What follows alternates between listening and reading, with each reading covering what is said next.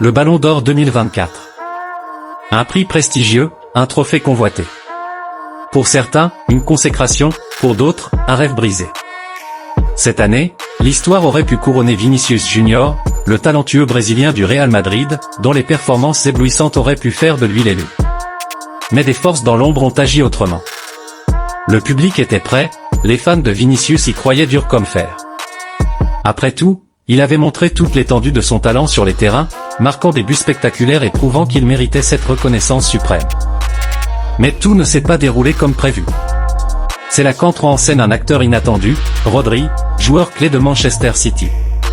Certains disent qu'il aurait pu jouer un rôle influent, une sorte de complice avec l'organisation du Ballon d'Or, pour écarter Vinicius de la course et orienter les votes vers lui ou un autre candidat. Le jour de l'annonce, la surprise est totale. Vinicius, que beaucoup voyaient déjà comme le lauréat, se voit refuser le trophée. Une décision controversée qui soulève de nombreuses interrogations. Pour les fans de Vinicius, ce n'était pas qu'une simple décision sportive. Certains pensent qu'il s'agit d'un acte de favoritisme, d'autres y voient même des enjeux discriminatoires. Le débat s'enflamme, et une question brûlante reste en suspens, Rodri a-t-il réellement influencé le vote en faveur d'autres joueurs ? Au-delà des rumeurs et des polémiques, une chose est sûre, le Ballon d'Or est plus que jamais au cœur des controverses. Et pour Vinicius Junior, cette déception pourrait bien devenir le moteur d'une nouvelle quête.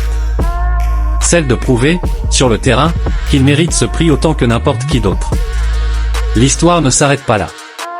Car les vrais champions, comme Vinicius, se relèvent toujours. Et préparent leur retour.